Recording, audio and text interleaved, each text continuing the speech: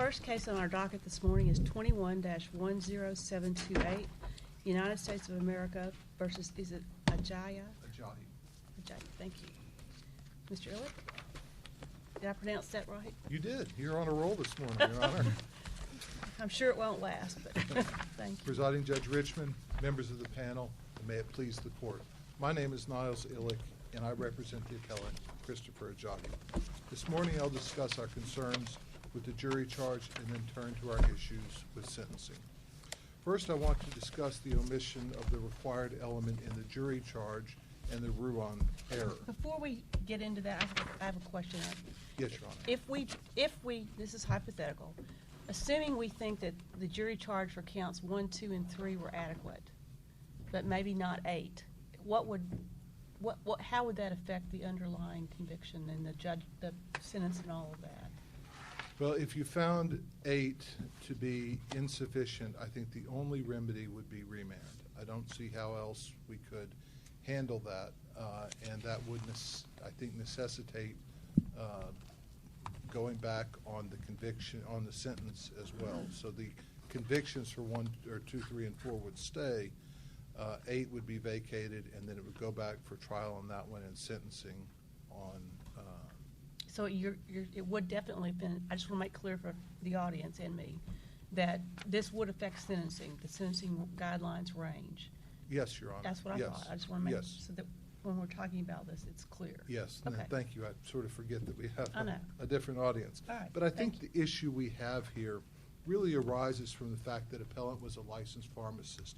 And so he had, in some instances, permission under certain circumstances to dispense controlled substances.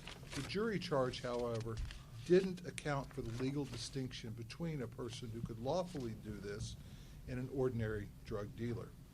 During the trial conference, appellant's trial counsel requested an instruction that, I'm not going to read it, but basically it said that the pharmacist filled the prescription knowing that it was not a proper one. We contend that the district court should have issued this instruction, and in Ruan, the Supreme Court agreed with us.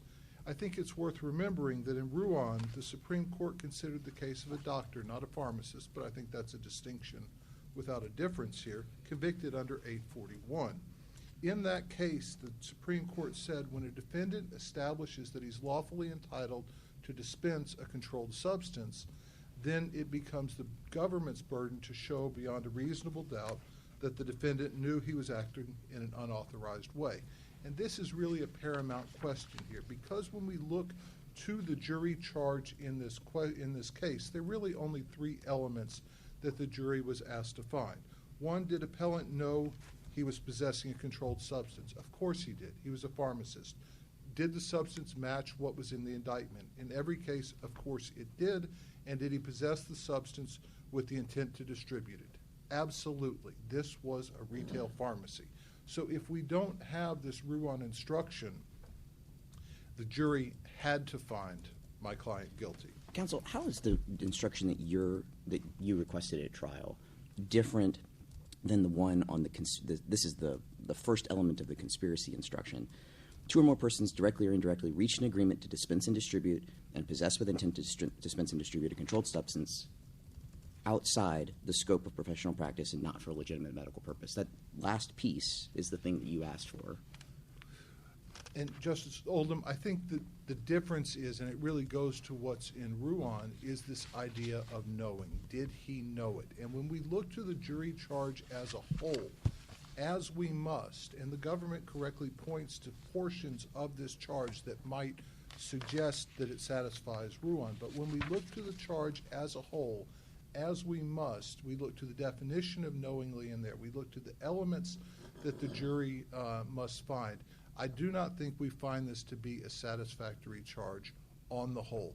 I am not saying, and I don't think I could honestly say to this court, that there's nothing in here, there's not pieces that sort of hint at Ruan, but I think when you consider the charge as a whole, as we must, I do not think you get to a proper Ruan instruction, because it doesn't, and I'm finally getting to answering your question here, it doesn't go to that really component of the mens rea, of knowing that what he was doing at that time was improper. And that's the distinction that I think matters. So it says intent and outside the scope of professional practice, not for legitimate purpose. So that's in the first clause.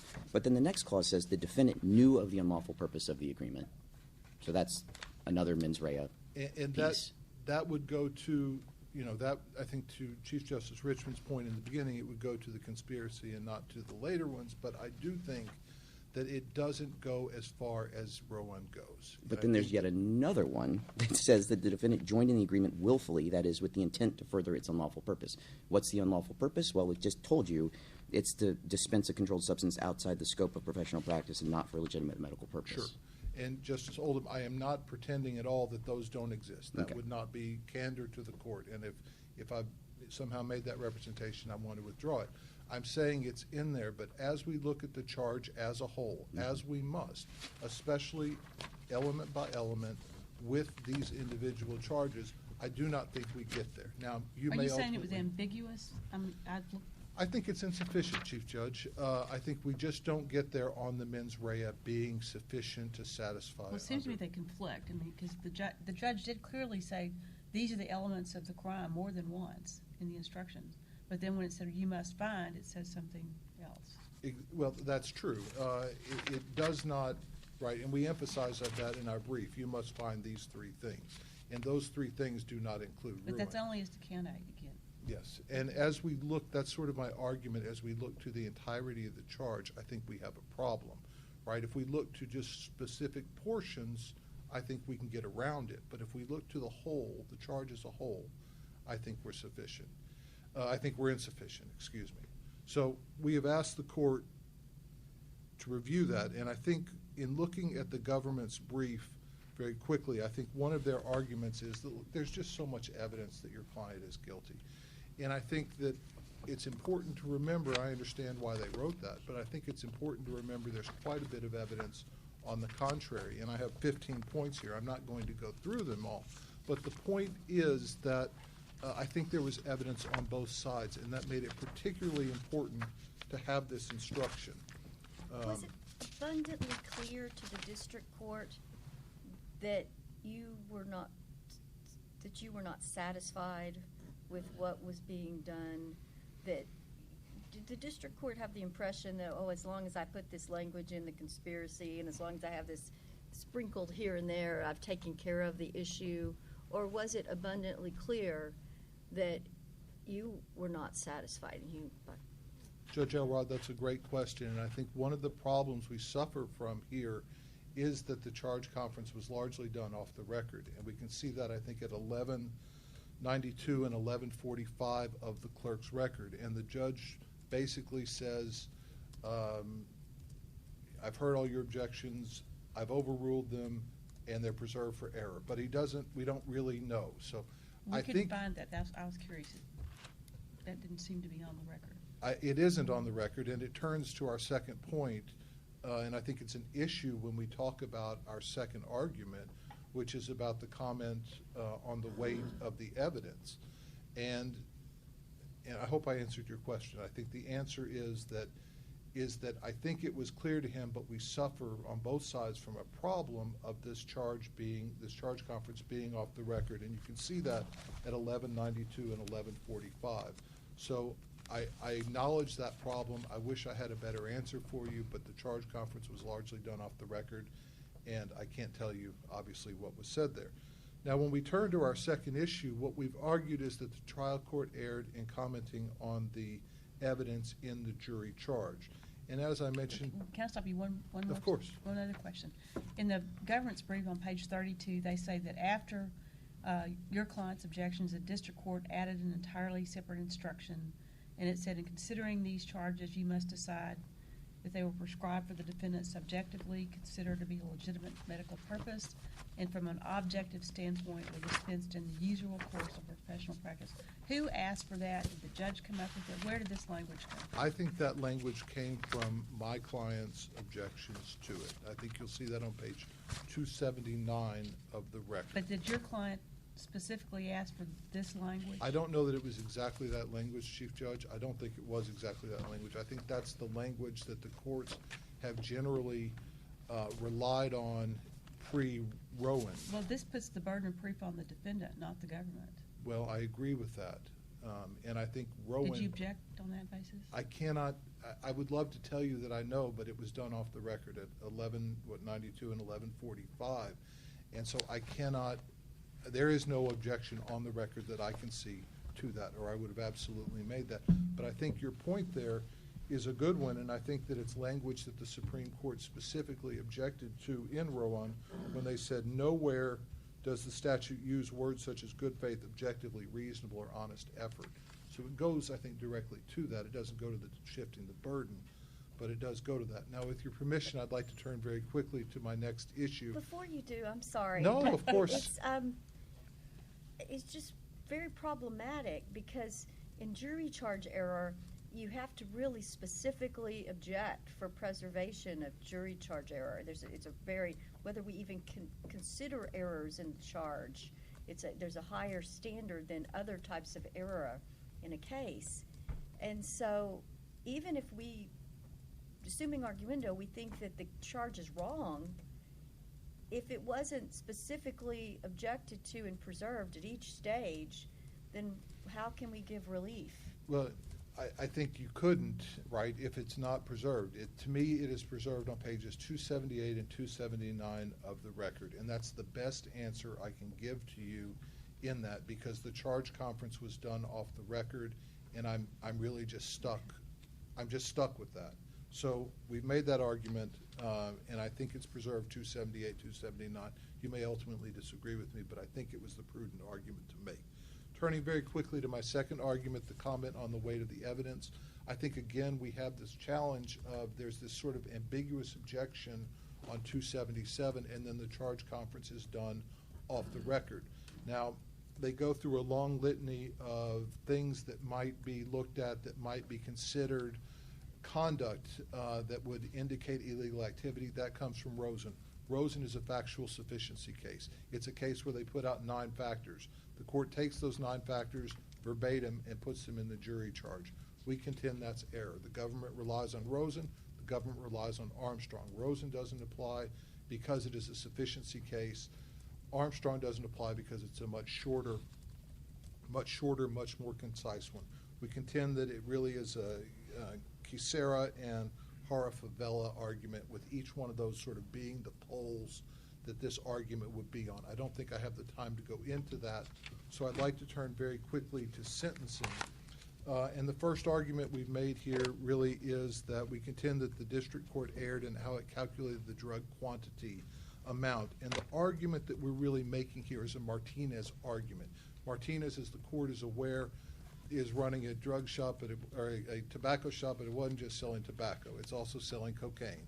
The FBI comes in, they seize all the money. They seize the money, and they say every bit of this money can be converted into drugs. This court said no, some of that was earned lawfully. Some of that was earned selling tobacco, which you were licensed and permitted to do. In the brief, the government's brief, they said there's lots of evidence that 80 or 90% of the proceeds were all from this doctor's prescription. Yeah, from Dr. Capistrano's prescriptions. But what didn't happen in the PSR, and where the logic really breaks down here, is that they said in the PSR that every bit of controlled substance prescriptions that were issued by filled by this doctor were illegal. They did not go and say, we find these illegal, we find these illegal. And the reason that happens is because in a PSR, if it's sufficiently reliable, then the burden shifts to us to make the argument and bring forward the objection. We have to do more than an objection.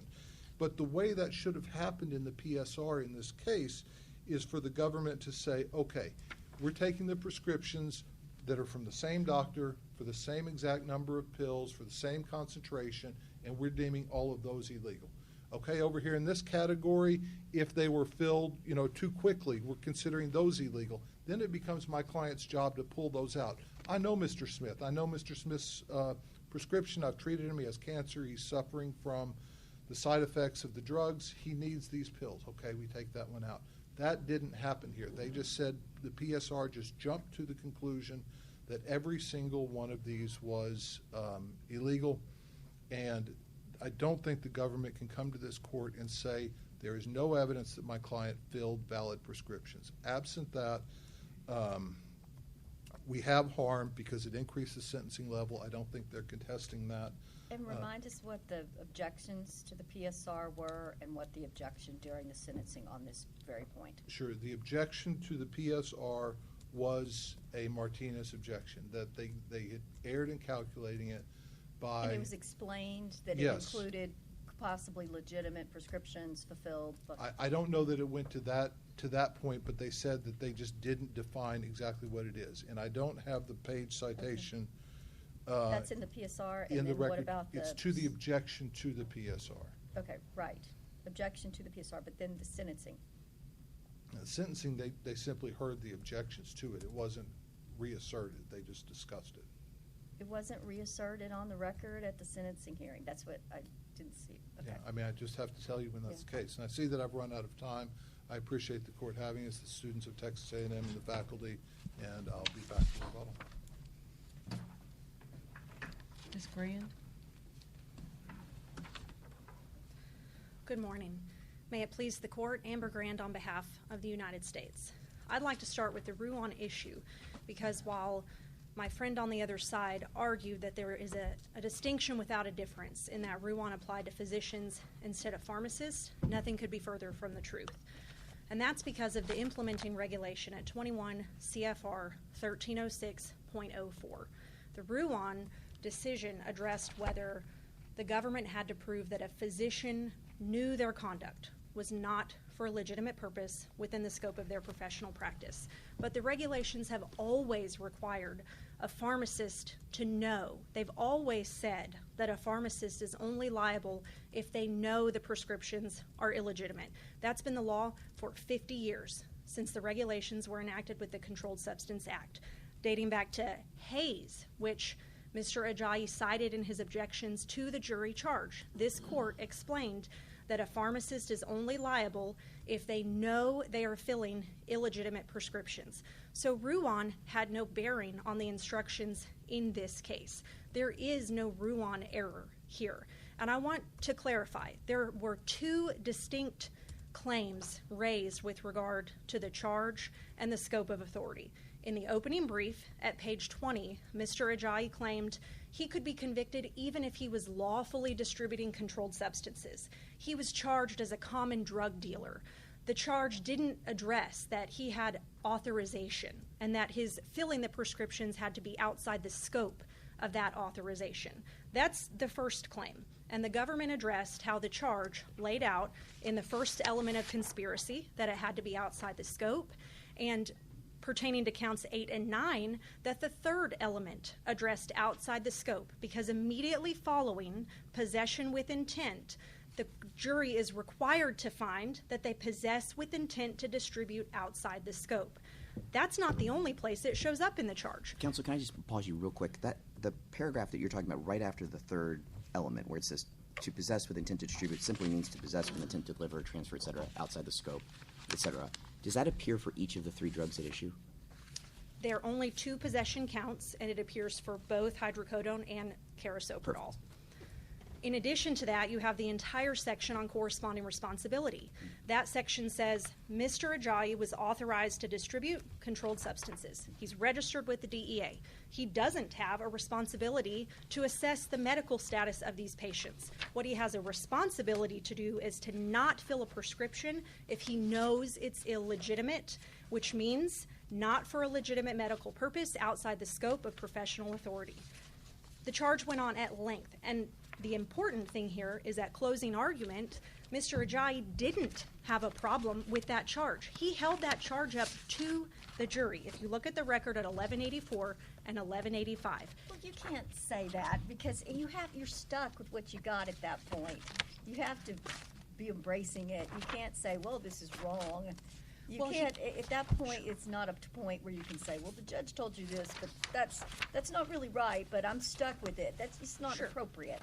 Well, my point is his trial counsel pointed to the charge and said, look at page 12, read that element. It requires you to find that he knew. Not that he should have known, not that he must have known. If you follow this charge, you have to find that he actually knew. Right, but it doesn't mean that the charge actually says that. It means that you're arguing that that's what you believe is required at law. Sure. So I don't think you get any mileage out of that part.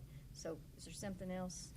Well, the government maintains that intent is replete in the charge. In the opening paragraph for each of these offenses, the charge said you have to not only knowingly and intentionally possess, but you have to intend to distribute outside the scope. That instruction was repeated in the first element for all 3 conspiracy counts. Page 5 of the reply brief appears to concede that that's the case. As for the substantive counts, the scope argument was incorporated in the definition immediately following the third element. That scope argument is separate and distinct from the knowledge argument. The government's position is that while Mr. Ajayi objected to the knowledge component at trial, he did not raise it in his opening brief. That issue is waived. That is a distinct argument from whether he was convicted as a common drug dealer and instead addresses whether he knew the prescriptions were illegitimate. Assuming arguendo that it is not waived or forfeited, can you please address it? Yes, Your Honor. The charge repeatedly instructs the jury that they have to find that Mr. Ajayi acted knowingly.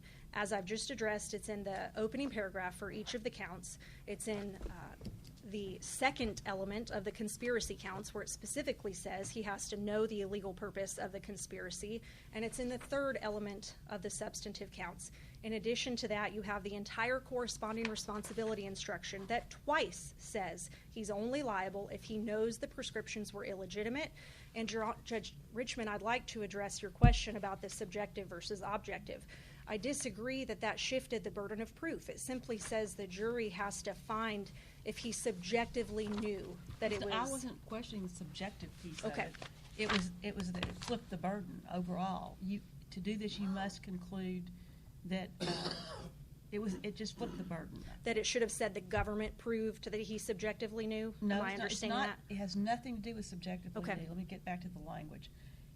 In considering this case, you must decide whether, yes or no, the controlled substances are, 1, prescribed for what the defendant, forget subjectively, considered to be a legitimate medical purpose. So that puts the burden on him to prove that I considered this to be a legitimate medical purpose, and 2, he has to prove from an objective standpoint they were dispensed in the usual course of a professional practice. To put the burden on the government would have to prove that they were not prescribed, they were not dispensed. That's my point. I understand. The charge as a whole, the government's position would be, especially because that paragraph came after the entire But lengthy. they didn't object to this, and it's not in their briefing. I was just questioning who, did the government ask? I just want to know who put it in there and why. Not to my knowledge. I believe it was drawn from Norton, but I can certainly file a supplement to This is argument. not a clean charge. I mean, what was the...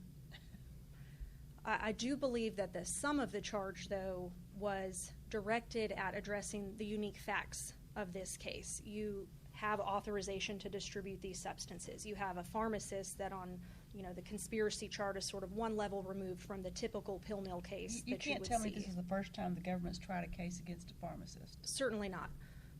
But the government relied on the instructions from United States versus Brown, which were approved by this court, the exact corresponding responsibility instructions. And viewed as a whole, Mr. Ajayi can't meet his burden of proving error. It's his burden to show that the instruction he offered was not only substantively correct, but was not substantially covered by the charge, and additionally somehow prejudiced his ability to put on a defense. The entire trial was about whether he knew.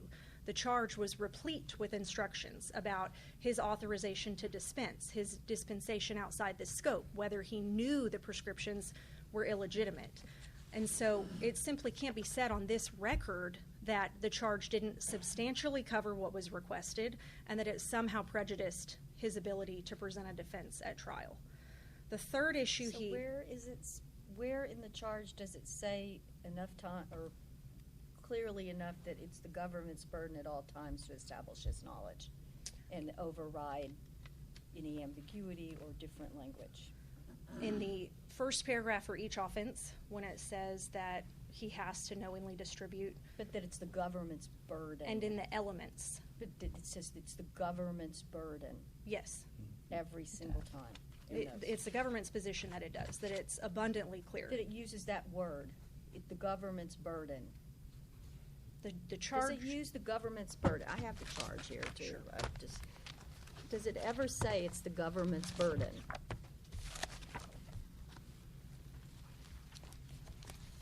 I mean, that's a huge thing, Right. obviously. It says you must be convinced that the government has proved each of Government the has following proved. beyond a reasonable doubt. And it says that for each offensive conviction. So the charge does place the burden on the government.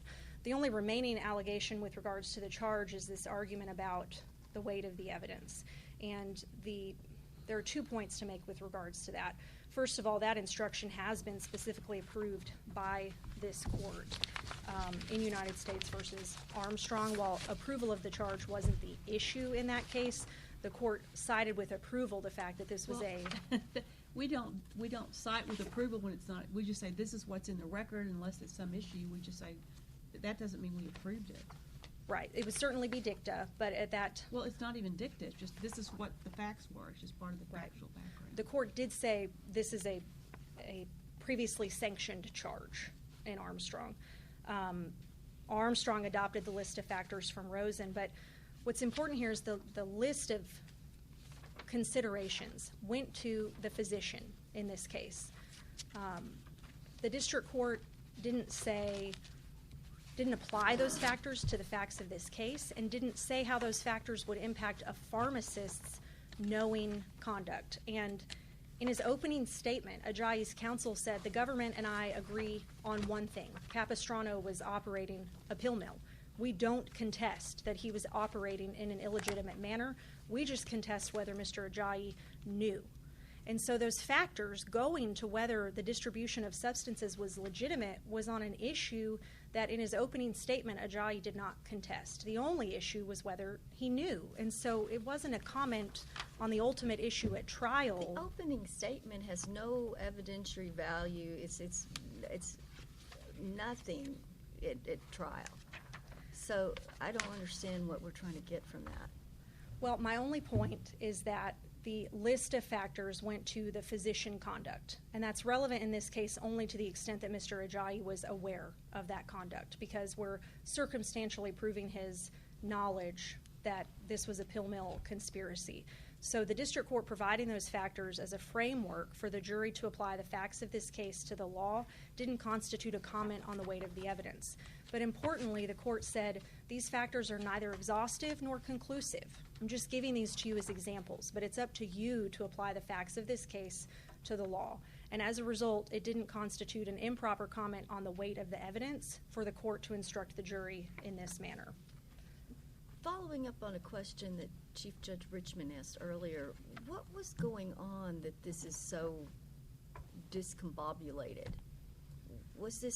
Did the evidence conclude at an inopportune time and it's really late at night, and they're trying to rush and people are sick or going out of town? This is just very hodgepodgey and not well documented and preserved on either side. Why is that happening here? The charge itself or the process? I want to make sure I answer your question. The process Both. of objecting? The charge itself is hodgepodgey, what it's got, and then also the process of the charge and the objections and how did this get in there? And we don't know how it got in there, and it's just not very orderly. Well, the proposed charge itself laid out the basis for the parties' objections. Mr. Ajayi proffered a very short corresponding responsibility instruction, and the government in turn explained that they were advocating for the instruction in United States versus Brown. They provided a docket citation for those instructions and the fact that they had been approved by this court. The district court then took those considerations and said the more fulsome instruction would better instruct the jury under the facts of this case. At the conclusion of trial, he gave them opportunity to make any additional objections on the record and I would argue that he didn't reject the Ruan.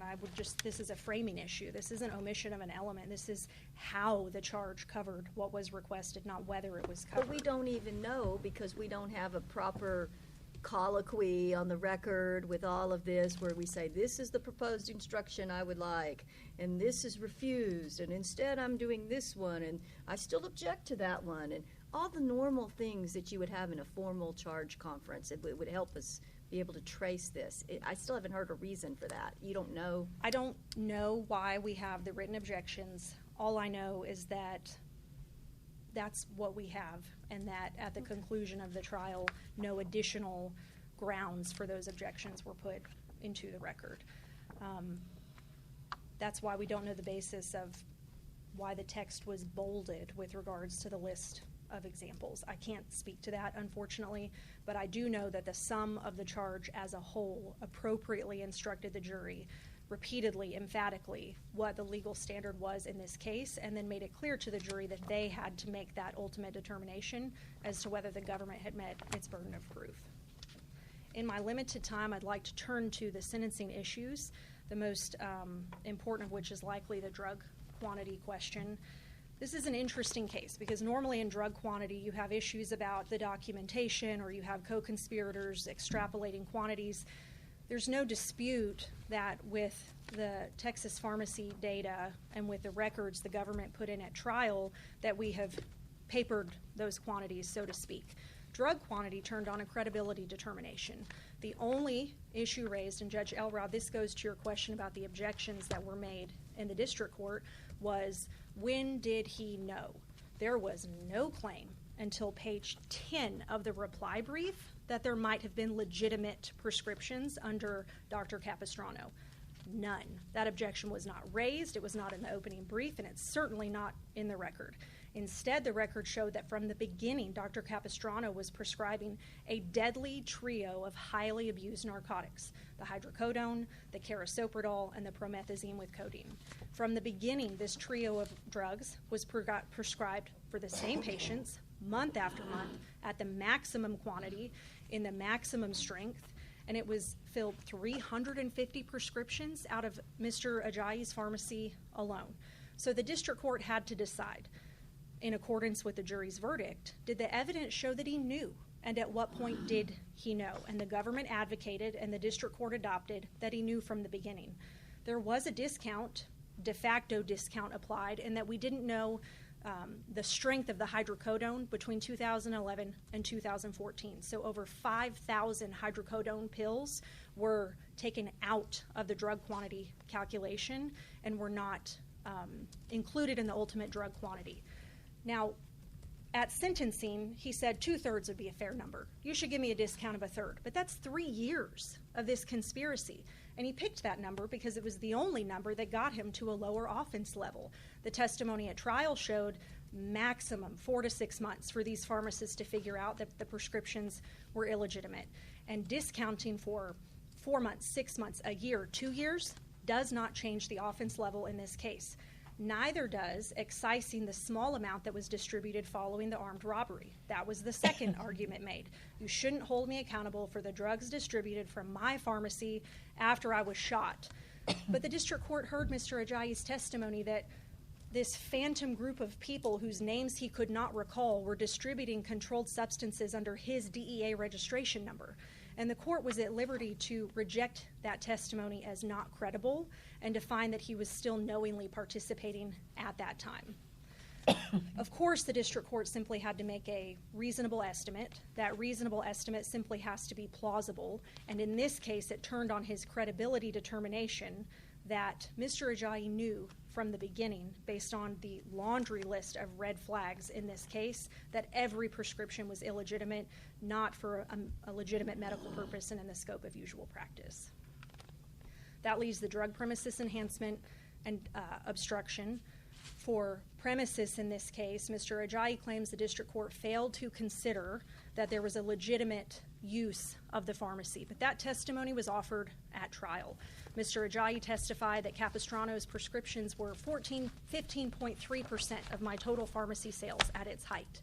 But the government presented testimony that they were 80% of the controlled substances distributed by Mr. Ajayi, and at times the only doctor that he was filling for months at a time. So the district court heard that testimony, heard the objection by Mr. Ajayi that he had to consider the proportion of legitimate to illegitimate, and rejected that somehow undercut that this was a primary purpose of the pharmacy. The legitimate use of a premises cannot shield the illegitimate use of that premises. And the bar is not high for proving a primary purpose. Not the primary purpose, but a primary purpose, and in this case that bar was easily met. The final issue was obstruction. The district court specifically adopted the government's reasoning at sentencing on obstruction. The government, in turn, had walked through each of the findings of obstruction, the material testimony that was untruthful at trial. Wasn't there a required finding that the district court didn't make? If he adopted the PSR in the addendum and he adopted the government's reasoning, this court's precedent says that's enough, especially where materiality was obvious. In this case, the untruthful testimony went to whether he knew. That was the central issue at trial, and so the court was not required to make a rote recitation of those factors on the record, and was instead entitled to rely on the PSR, the addendum, and on the government's offerings in response to the objections.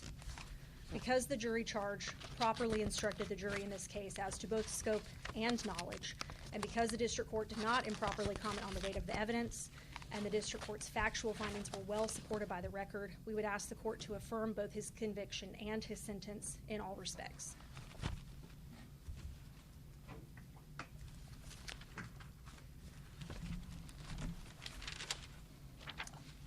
Very quickly, beginning with the sentencing issues, and specifically Chief Judge Richman's question concerning the enhancement for obstruction. I find this to be a very difficult issue because when I looked at it, I was not sure at all what the specific perjurous statements were. The court did make a finding, as counsel says, but what the court said was, quote, I agree with the government as to Mr. Ajayi's testimony that it meets the obstruction enhancement.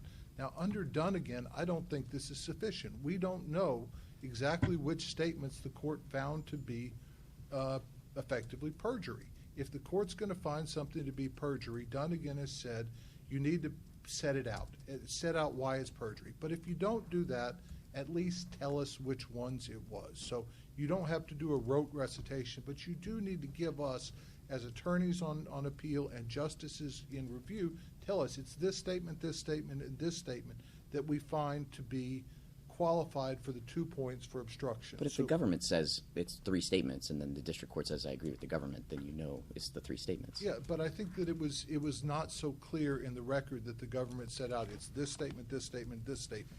And I think it's important to remember in Dunnigan that the Supreme Court explained that a person can be found guilty, they can testify, and not be found guilty of this obstruction, not have this enhancement applied to them.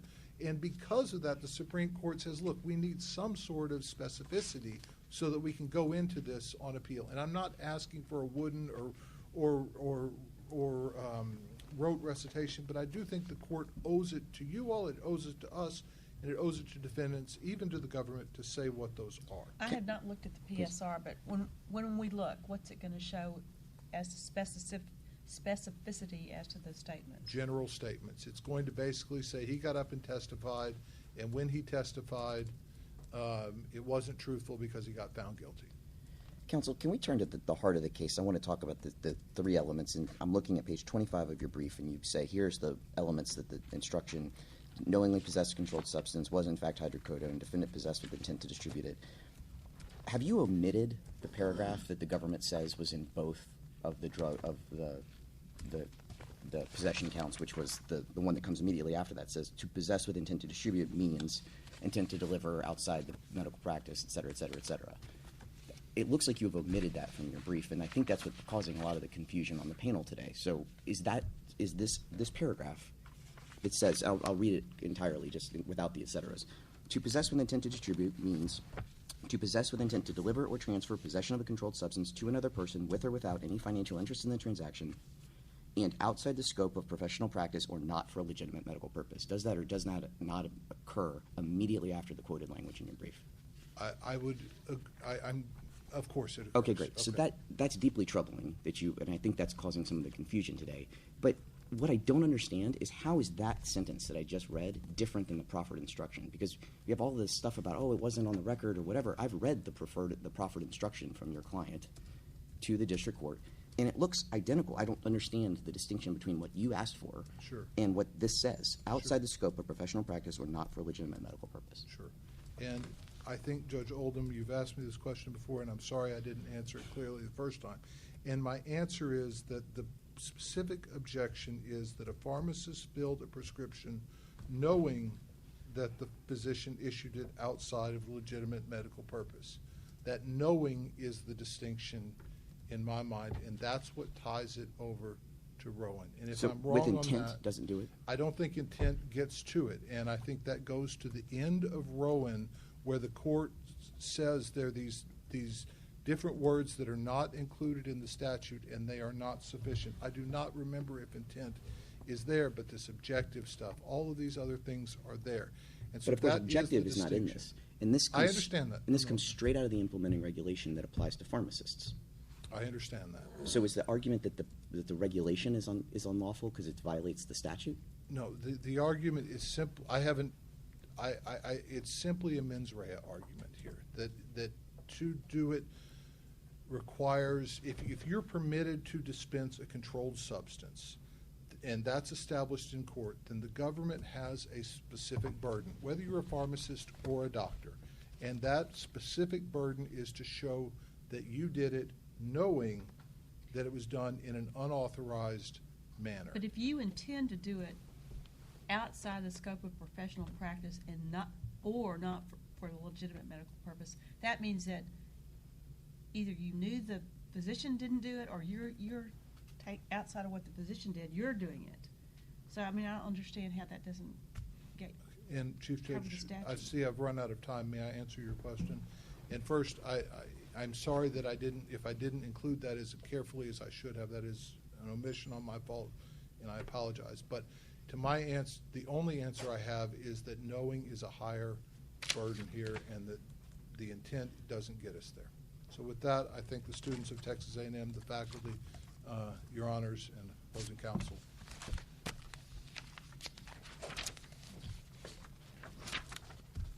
Thank you.